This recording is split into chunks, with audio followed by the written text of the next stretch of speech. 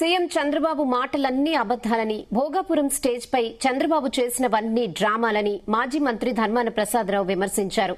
జగన్ పర్యటన విజయవంతం చేసిన సందర్భంగా కార్యకర్తలు, నేతలతో సమావేశమైన ధర్మాన చంద్రబాబు భోగాపురం ఎయిర్పోర్ట్ కి నయా పైసా నిధులివ్వలేదన్నారు.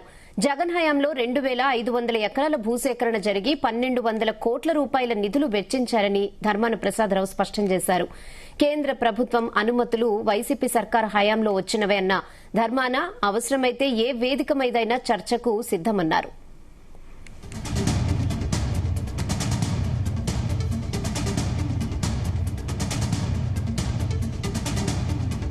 భోగాపురం ఎయిర్పోర్ట్ కదా ఇంత డమాబుస్ చేశాడని అనిపించాడు బాబు.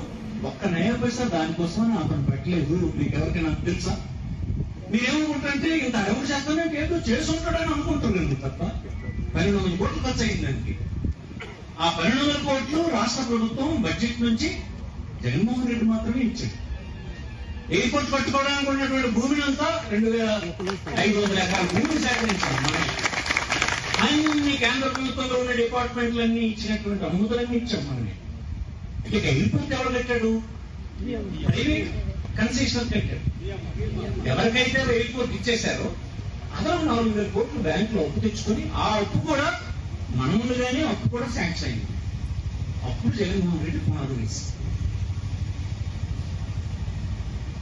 మొన్న డ్రామా డయాస్ డ్రామా అంతా ఒకటి డ్రామా ఏమీ చేయలేదని సంగతి వాళ్ళకి తెలుసు. మనం తప్పు పెట్టేస్తాం. మేము చూసాం చెప్పాలి. మీరు తెలిసిన మాట్లాడచ్చు తప్పు కాదట. మా లీడర్ చెప్పాడు, మీరేమైనా రుజువు తేగలిస్తే తేండి, కాకపోతే ఒక డయాస్ వస్తారు రండి మాట్లాడుతాం రండి. ఏ డేట్నా ఎప్పుడు పునాది చేశారు, ఏమేమి శాంక్షన్లు ఎప్పుడు వచ్చినాయి, ఫైనాన్షియల్ క్లోజర్ ఎప్పుడు అయింది, ఎంత భూమి సేకరించారు, ఎంతమంది రైతులకు మీరు డబ్బు చెల్లించారు, బడ్జెట్ నుంచి ఏమైనా పైసలు పెట్టారు.